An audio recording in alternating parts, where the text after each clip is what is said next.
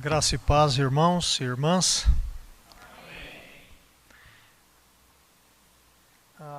Nós estamos fazendo, uma série. Se alguém não sabe ainda, acho que já nessa altura do campeonato já sabe, né? Lucas capítulo 15, não é isso?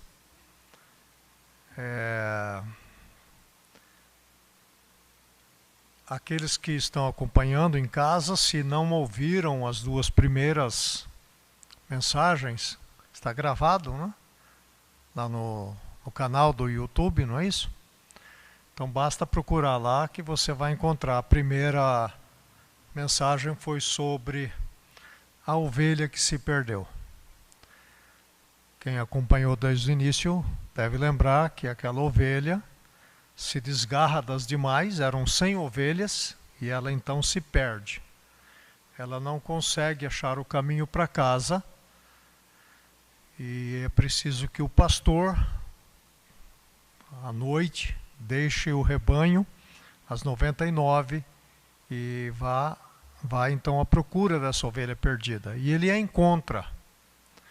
É interessante que ele não só procurou, ele a encontrou, a ovelha perdida. Ele a traz então para que ela fique junto com as 99. A segunda mensagem foi sobre a moeda perdida.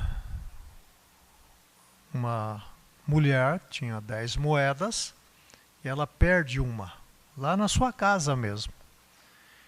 E somente olhando pela casa ela não conseguiu achar a moeda.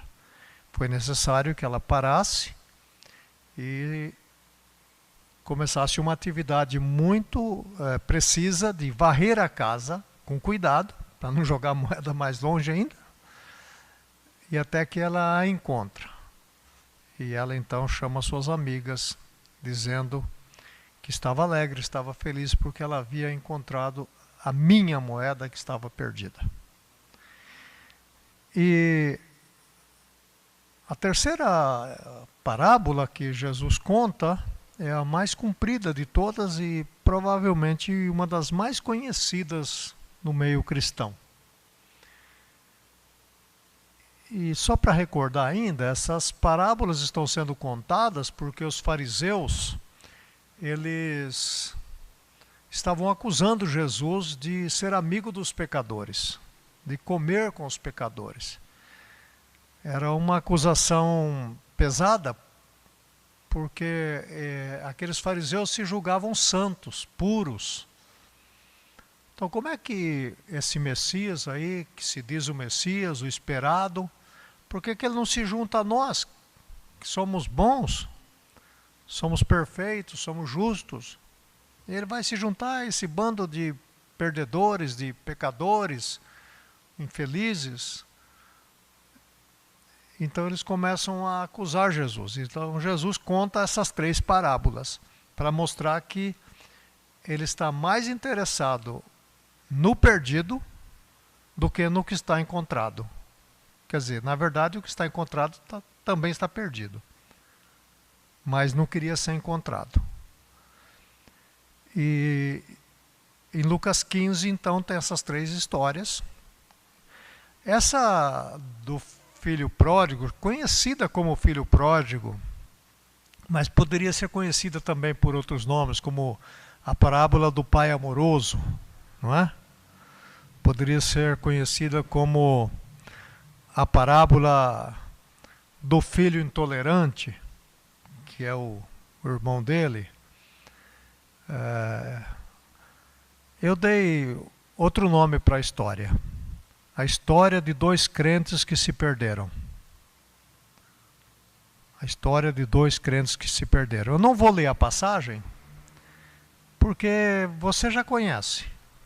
Então eu vou tentar recontá-la, e na medida que a gente vai recontando, eu vou fazendo aqui algumas observações. Então está em Lucas 15, quem está em casa depois pode ler todo o texto, não vai ler agora, né? Vai ler depois.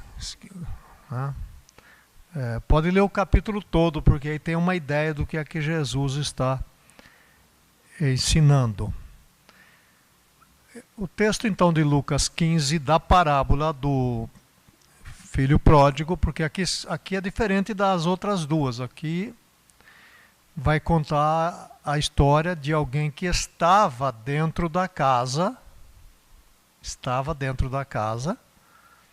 não se perdeu lá no caminho e nem se perdeu ali dentro da casa a moeda. Ele estava dentro da casa, mas ele queria sair da casa. Ele tinha a intenção de sair. Era o mais jovem. Na Palestina, da época e até hoje, o nome muito comum é o nome José, Yosef. Então nós vamos, como ele era o irmão mais jovem, nós vamos chamá-lo de Zezinho, tá bom? Que é o Zezinho, né? O mais velho vai ficar até sem nome, porque o mais velho nem merece nome, para falar a verdade. Então, o Zezinho, eu acho que ele tinha pensado muito. Ele não foi assim uma decisão repentina. Ele estava lá parado, de repente ele vai e fala, eu vou embora. Não, ele pensou sobre isso. Ele entrou na internet para ver onde é que ele poderia ir. Ele procurou no Google Maps para ver que tipo de coisa tinha naquela outra cidade. Ele fez uma pesquisa.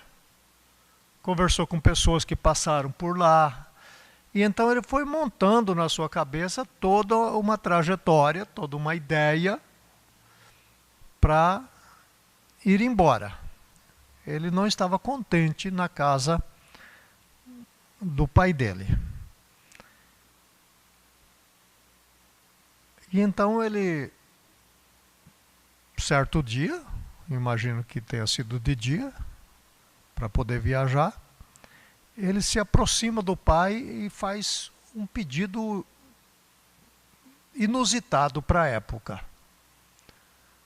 Ele pede ao pai o seguinte: dá a minha parte na herança, que me pertence.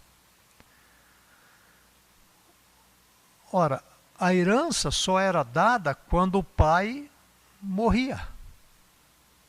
A herança não era dada em vida. Vida do pai, no caso. E, segundo o Antigo Testamento, a herança, no caso, aqui eram só 2 filhos, o filho mais velho tinha 2/3 da herança, ou 66% aí, grosso modo. E o Zezinho, que é o menor, o mais jovem, tem 1/3. 33%. Mas como eu disse, a herança era dada na morte do pai. E o mais velho recebia mais e ficava com a incumbência de cuidar da mãe e das irmãs, se houvessem, né?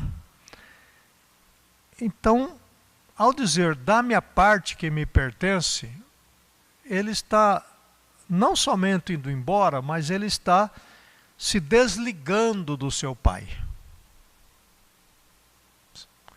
Ele, a partir dessa fala, ele está considerando o pai dele como morto.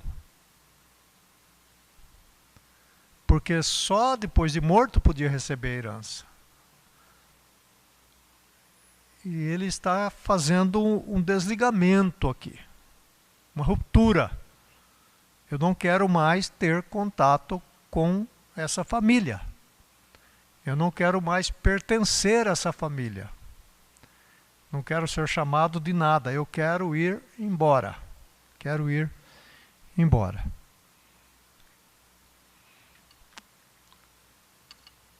O que será que deixou esse moço insatisfeito?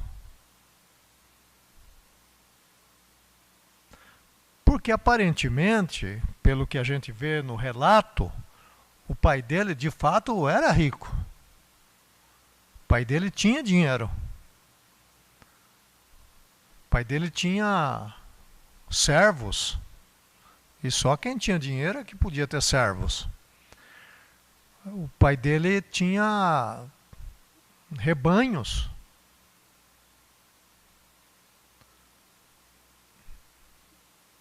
Então o pai dele tinha uma boa situação financeira. mas ele estava insatisfeito. Alguma coisa o deixava triste ou acabrunhado, infeliz. E ele acha que se ele for para esse lugar que ele está imaginando, que ele pesquisou, que ele tem notícias, que lá tem os prazeres, como na igreja se convencionou chamar, os prazeres do mundo. Ele crê que lá ele será mais feliz. Então aqui esse jovem, ele representa aquele crente que está fisicamente na igreja, mas o coração não está. Ele estava lá na casa do pai dele, mas o coração dele já estava no lugar que ele tinha planejado ir.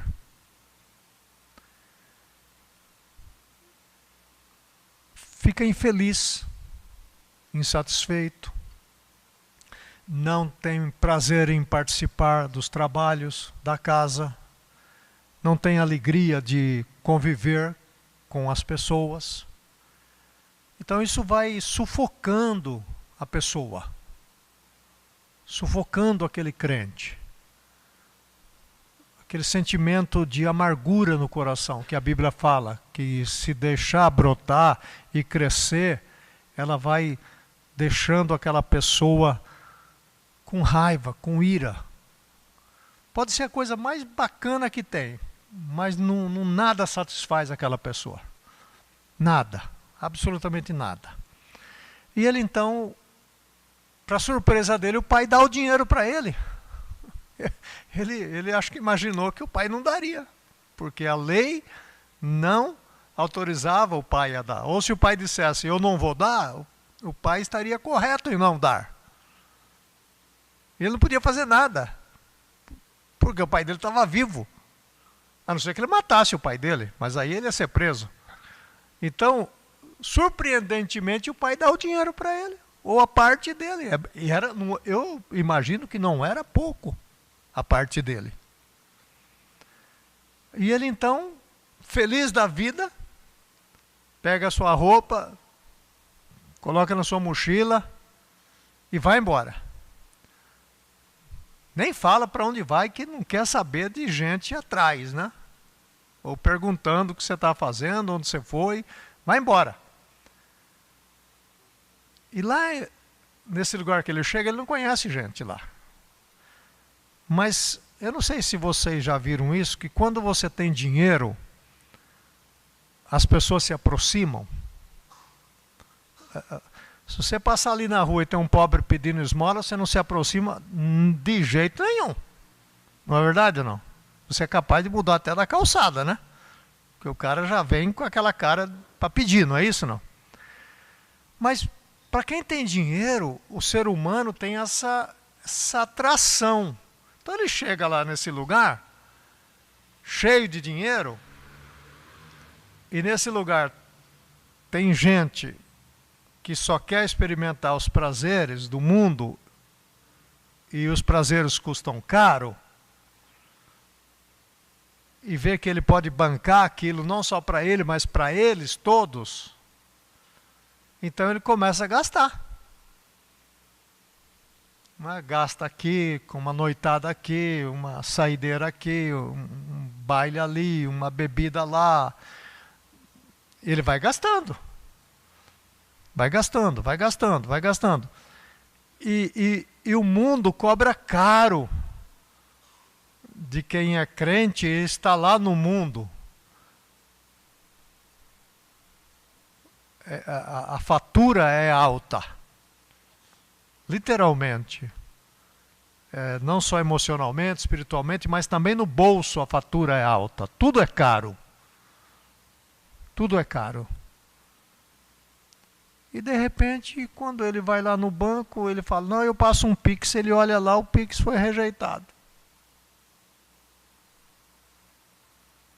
Fala, mas será que não está enganado nesse negócio aí? Ele chama o gerente do banco, fala, olha, fui passar um Pix, o banco negou.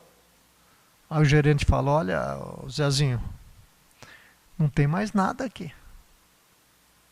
Como não tem? Tinha tanto dinheiro. Você disse certo. Tinha, mas agora não tem mais. Nada. Bem, ele cresceu lá na fazenda do pai dele, aí lá na igreja, né? Ele não sabe muito como é que funciona o mundo. E ele pensa assim, bom, os meus amigos agora vão me ajudar, certo? Porque eu dei tanta coisa para eles, é justo também, é certo que eles vão me dar alguma coisa. Mas a Bíblia tem uma fala ali no texto que eu acho muito, muito interessante. E ninguém lhe dava nada. Ele virou o mendigo ali da calçada. Quando os amigos da farra olhavam para ele, fugiam dele, porque ele não tinha mais nada. E eles não davam nada para ele.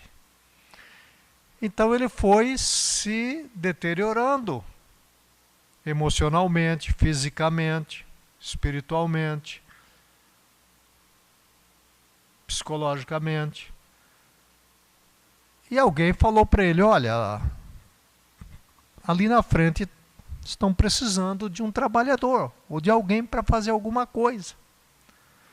E ele então deve ter perguntado, mas o que é?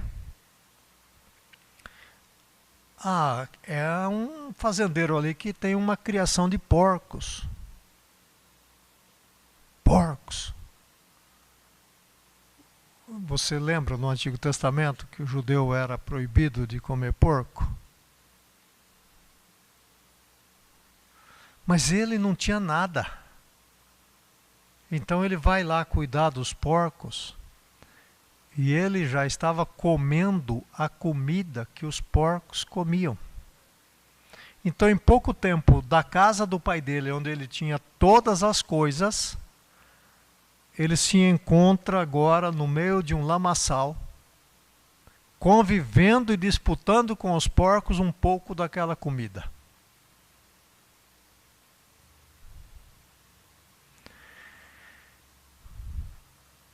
Quando a gente pensa no filho pródigo, porque a palavra pródigo é Gastão, né?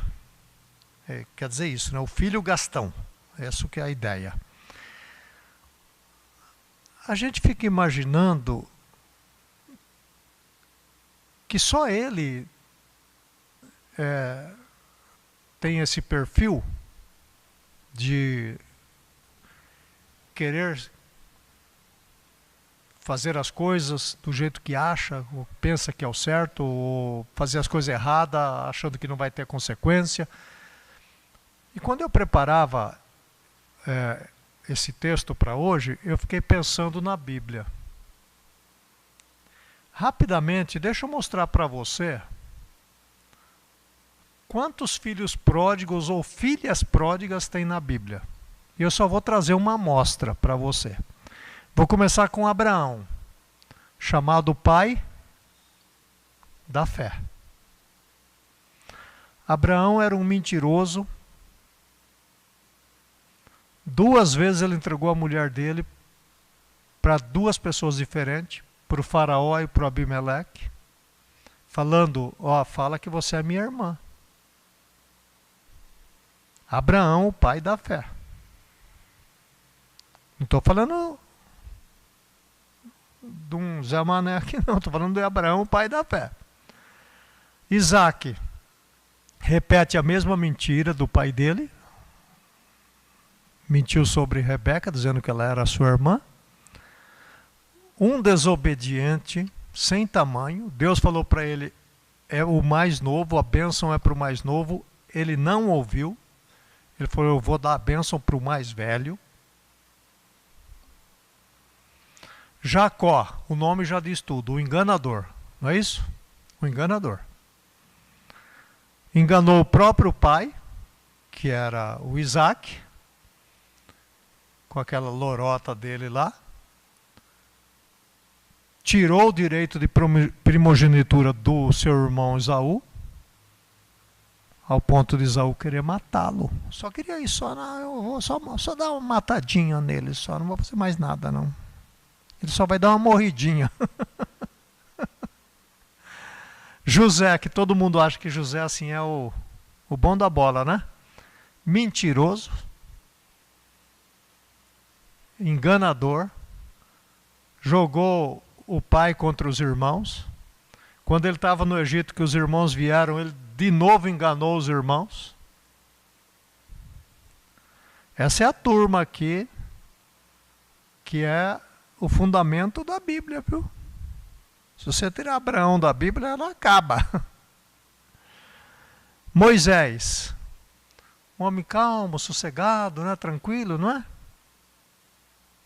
Ele vê o egípcio lá fazendo um mal para um patrício dele, ele só mata o cara, só isso, vou dar uma matadinha nesse cara aí. O grande libertador do povo de Deus era um assassino.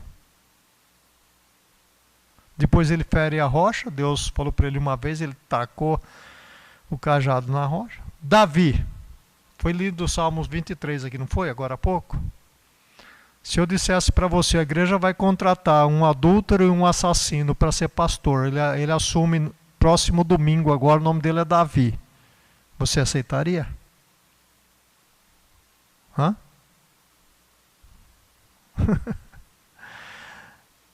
Ele ainda mandou matar o cara para ficar com a mulher que se tornou esposa dele. Então já tem dois assassinos aqui, o Moisés e o Davi. Salomão, esse é campeão, né? Você vê os provérbios de Salomão, você fala, meu Deus, que sabedoria, né? Um safado de marca maior.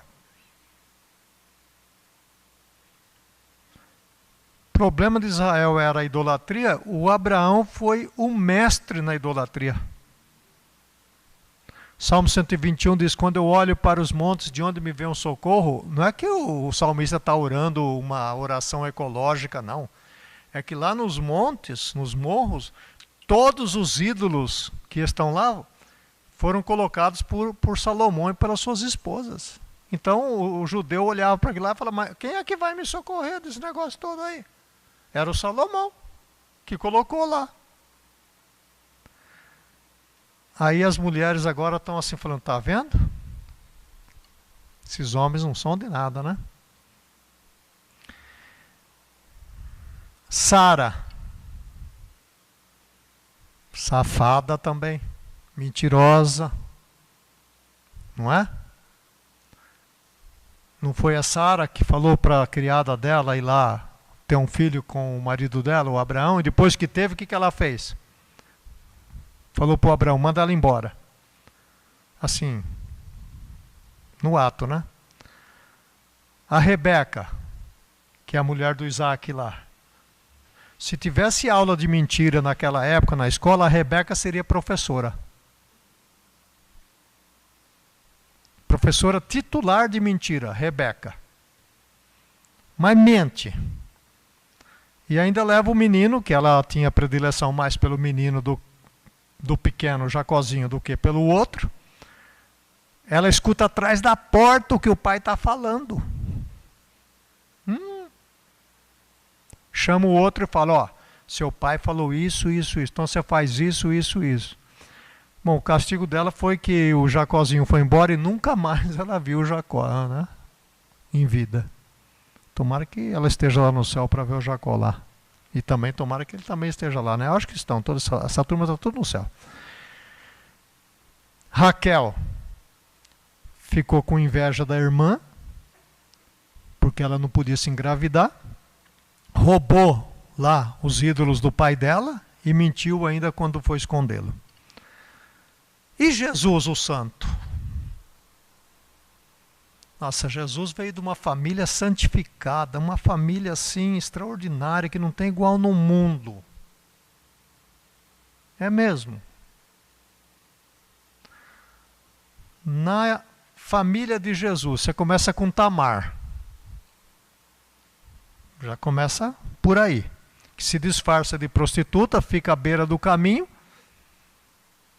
seduz o seu próprio sogro, que era o Judá, E após, então, ela ser abandonada, né, foi enganada por ele, ela vai lá e fala, olha, esse cajado aqui é de quem fez esse negócio aqui. Essa Tamar está na família de Jesus. Raabe vivia à margem da sociedade como prostituta, mas ajudou os espias de Israel. Raabe, a prostituta, está na família de Jesus. Ruth, que parece assim boazinha, né? A história de Ruth, né? Já leu a história de Ruth? A sogra dela, as duas mulheres aí, ó, trocando figurinha. A sogra dela, que era judia, a Ruth não era, falou para ela assim, ó, à noite você vai lá e fica dormindo bem no pé do Boaz lá.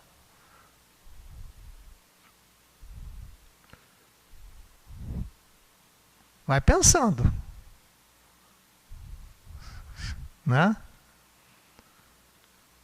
E na família de Jesus ainda tem outra mulher. Vocês sabem qual é? Aquela que o Davi fez o negócio. A Batseba. Aquela lá também está na família de Jesus. Se você nunca leu isso, leia em Mateus, capítulo 1. Então você está vendo que a Bíblia é o livro de quem falhou. É o livro de quem errou. É a história de quem pisou na bola. É a história de quem um dia falou, eu não quero mais saber disso. É a história de quem sabia o que era certo, mas não fez o que era certo e fez o que era errado. Então, eu só estou contando aqui um pouco dessa história para você perceber que a igreja de hoje está equivocada. Essa santidade toda não existe. Não existe. Não existe. Essas pessoas falharam, agiram como agiu o filho pródigo. Alguns fizeram pior do que o filho pródigo, ele pelo menos não matou ninguém.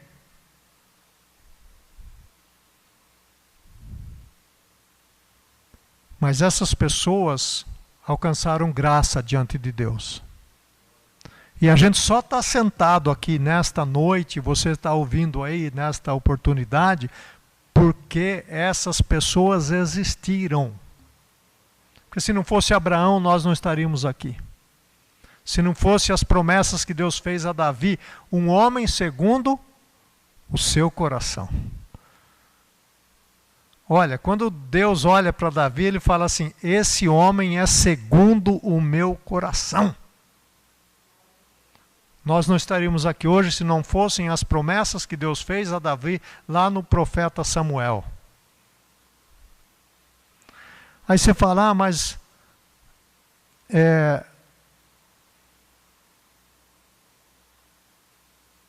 eu vou fazer o quê? Daqui a pouco eu vou falar o que você vai fazer. Aí o menino volta para casa. Porque ele está lá conversando com os porcos, né? Eu falei, e aí, porcaiada, o que eu devo fazer? Os porcos falam, meu amigo, você tem uma casa, um pai amoroso, tal, volta, aqui não vai dar, a gente já está dividindo a comida entre nós, você ainda vem aqui uma boca a mais para a gente alimentar, não vai dar certo. Né? Então, pega o teu rumo. E ele ficou lá pensando, falou, é isso mesmo. Eu vou me levantar, eu vou lá na casa do meu pai, eu vou falar, pai, olha, eu fui uma besta, um idiota, um tonto, eu fui embora porque eu queria curtir a vida, mas eu me arrependi, estou voltando. E vou falar isso para o meu pai. E olha, eu nem quero ser tratado mais como filho, eu quero ser tratado como um escravo. Me trata como um escravo que já está bom. Porque escravo aqui come do bom e do melhor. E ele volta. Ele volta.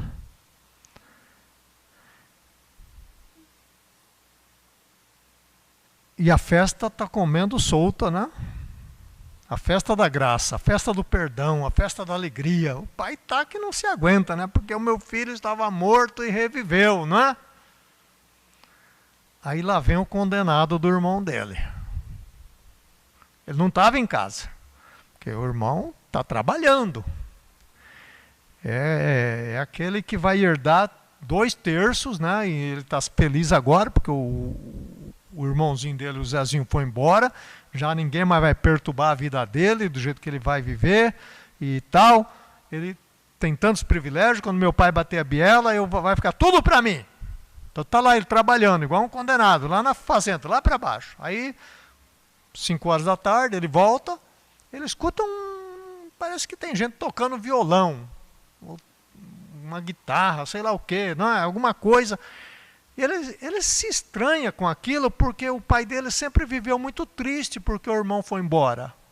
Agora, será que o meu pai recebeu notícia da morte dele, né? Ele está feliz, ou alguma outra coisa aconteceu? Ele não sabe o que é. Quando ele vai chegando, tem um criado, um servo, ele chama o servo e fala: o que é essa festa toda aí?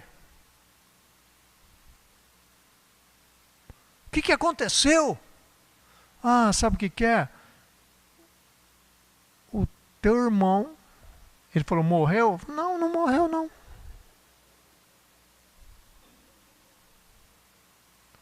O que aconteceu com ele então? Está doente? Está no hospital? Não, não, ele está aí dentro. Aí dentro. E o meu pai? O seu pai está dançando igual um doido lá. Porque os judeus, eles dançam, né? Certo? Pô, seu pai está dançando. Seu pai, cara, eu nunca vi seu pai desse jeito. Eu tô até nem reconheço o seu pai, tanto que ele está dançando lá dentro. Aí o filho, não é possível. E ele espiava pela porta e não é de fato que o pai dele está dançando lá. E alguém foi lá avisar o pai. Falou, ó, o Barnabé está ali fora. Fala para ele entrar. Não, mas não tem jeito, doutor. Ele não quer. Ele não entra de jeito nenhum. E o pai foi lá então. Falou, entra meu filho, vem fazer parte da alegria. Não. E ele então começa um diálogo estranho com o pai dele. Ele fala, este teu filho, ele nem fala que é meu irmão. Ele já tinha matado o irmão dele. Por isso que ele está surpreso, porque o irmão dele ressuscitou. Da onde que apareceu esse bicho aí? O irmão ressuscitou. Ele falou, esse teu filho. Aí ele reforça, né? Certamente os amigos dele que andavam por outros lugares traziam notícia para ele. Ó, teu irmão tá se divertindo lá. Está gastando tudo. Esse teu filho que gastou todo o dinheiro com as meretrizes, ele chegou aí, o senhor mandou matar. O que o senhor mandou matar? Aquele bezerrão bonito, que eu estava lá guardando, olhando para ele com carinho, mandou matar aquele. Falou, aquele lá, mandei matar. E ainda coloquei a sandália no pé dele e coloquei o anel no dedo dele. Isso era símbolo de que ele não ia ser escravo, porque o escravo não tinha nem anel e nem sandália. Aí ele faz então uma afirmação acusatória para o pai dele. Ele falou assim, eu te sirvo há tantos anos, olha, presta atenção nessa expressão, eu te sirvo há tantos anos e você nunca me deu um cabrito. Acho que ele reforça bem a ideia do cabrito para ser contra a ideia lá do cevado, né? Do bezerro cevado, né? Nem um cabritinho você me deu para eu me alegrar com os meus amigos. Olha, esse aqui é aquele crente que dá gosto de ter, porque ele ajuda na santificação de todas as pessoas. Esse crente, ele é um serviçal, um servo, ele faz tudo por causa da obrigação, da lei, ele cumpre todos os requisitos, ele cumpre todos os mandamentos e todas as leis possíveis,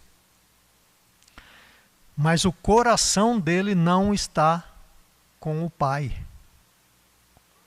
Ele está tão longe do Pai quanto estava o outro pequeno, ele está tão longe,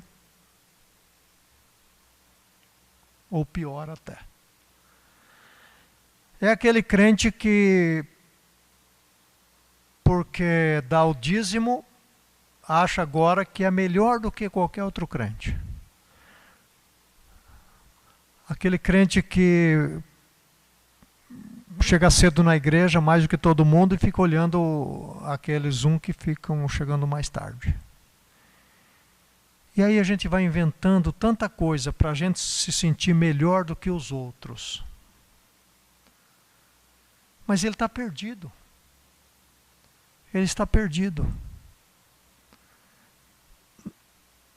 Esaú, o irmão gêmeo do Jacó, é um tipo desse irmão aqui. Que ele não perdoa o Jacó do que Jacó fez e vai matá-lo, se a mãe não faz uma interferência. Os irmãos de José é um tipo desse irmão aqui do filho pródigo, que estão dentro da casa do pai, trabalhando com o pai, mas tinham ciúme, inveja, maldade, e queriam pegar o irmão menor. O profeta Jonas é uma ilustração desse irmão do filho pródigo. Que ele se assenta lá no morro e fala: agora eu quero ver o senhor matar esses infelizes aí embaixo. Tem que matar todo mundo. E Deus fala para ele: não posso eu ter misericórdia deles? Não posso eu amar esse povo? Eu tenho que pedir permissão para você? No Novo Testamento, o apóstolo Paulo, antes da conversão, ele é o filho mais velho. Lembra do apóstolo Paulo? Na minha mocidade, eu excedia a todos. O apóstolo Paulo era aquele nota 10 na escola. Quando o professor distribuía as provas, ele sempre tirava 10. Todo mundo ficava olhando para ele.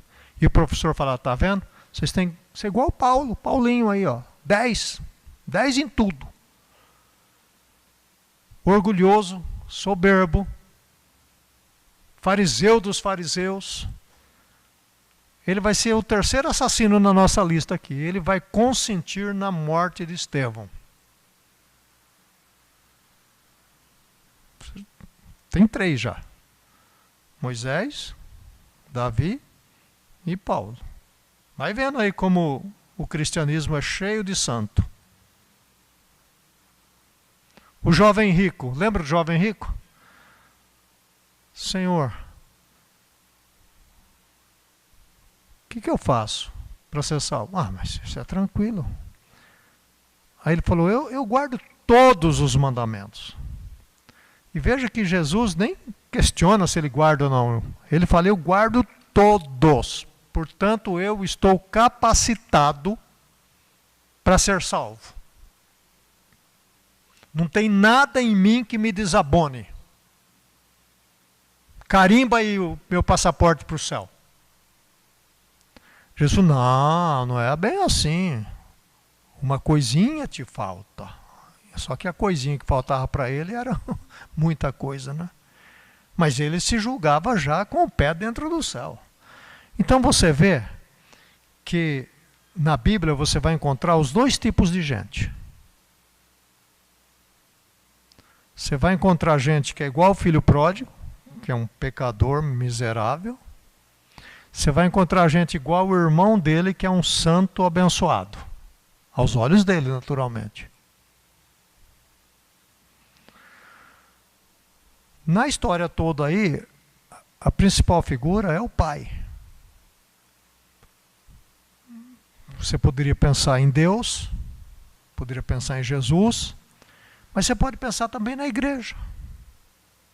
Porque nós hoje, como igreja, representamos Jesus. Ou não? Porque Jesus falou assim: eis que eu estarei convosco todos os dias. Mateus 28, 18 a 20. Até a consumação dos séculos. Eu estarei com você todos os dias.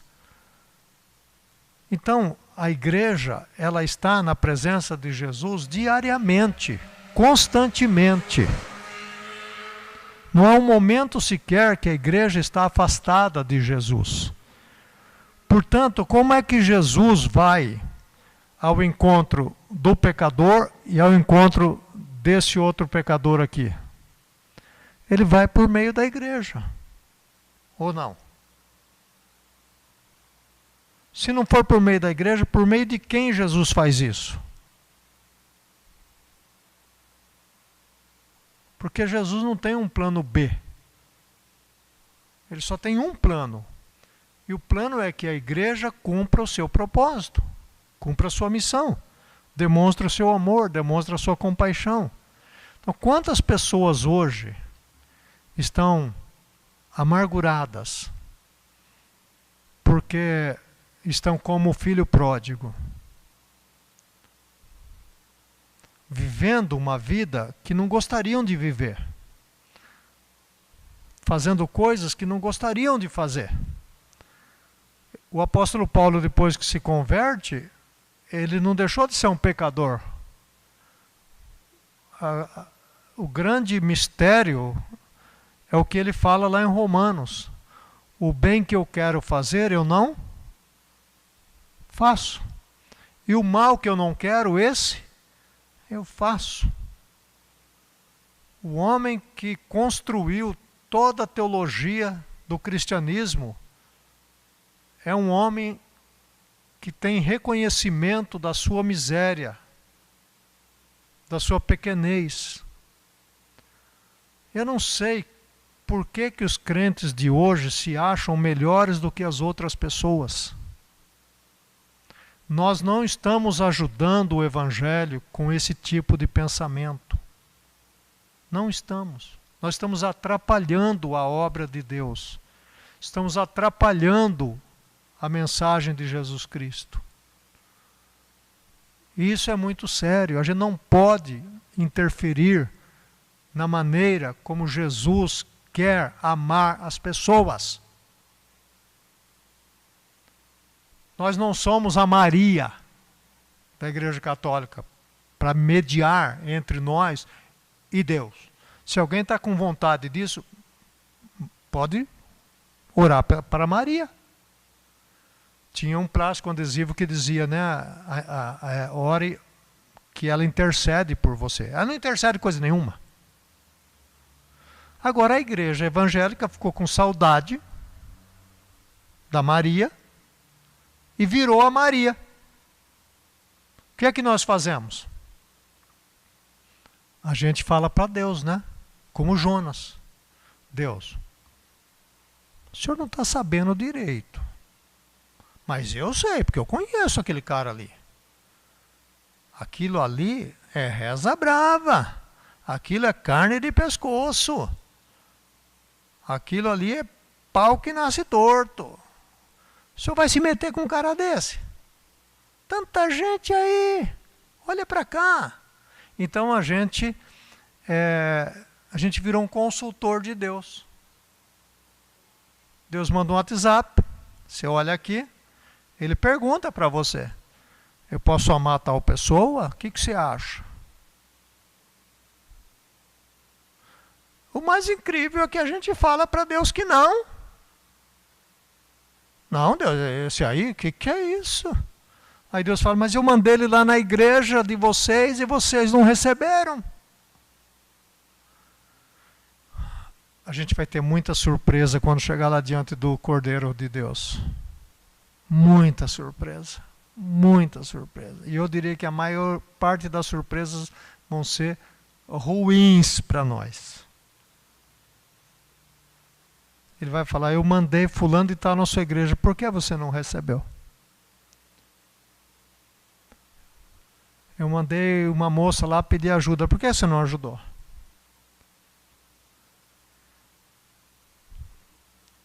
Então, o Pai aqui nos dá uma lição.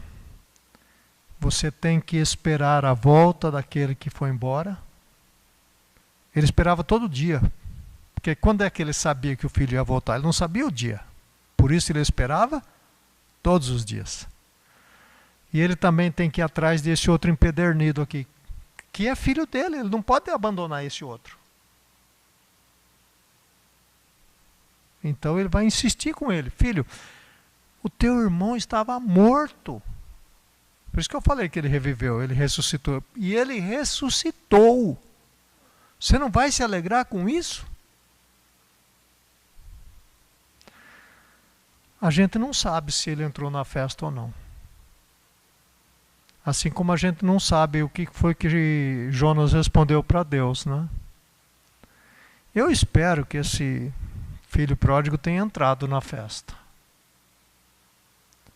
Porque ele vai ser o maior perdedor da história aqui. Então a igreja, quando não aceita a maior perdedora na história, não é quem veio e não foi aceito. É a própria igreja. Sou eu. Então o verdadeiro evangelho de Jesus,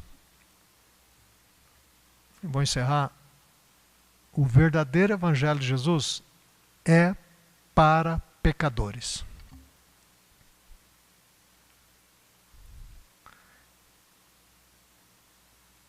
Quem é justo, perfeito, intocável, faz nada errado, está tudo correto, para esses o evangelho não faz muita coisa. O evangelho só tem poder para salvar quem é pecador. Quem é pecador. Então eu dou graças a Deus porque eu estou bem na fita. Porque eu sou um pecador. Que Deus os abençoe. Se Deus mandar alguém para você, lembre-se, é porque Ele sabe que você tem capacidade, uma elasticidade de amor e de compaixão para abraçar essa pessoa. Deus não vai mandar se você não tem essa capacidade. Então, quando alguém chegar para falar com você, lembre-se dessa mensagem. Fala, Deus está me dando essa pessoa porque eu posso fazer alguma coisa por ela. E faça, em nome de Jesus. Pai querido, 3 histórias mostrando como Jesus ama os pecadores.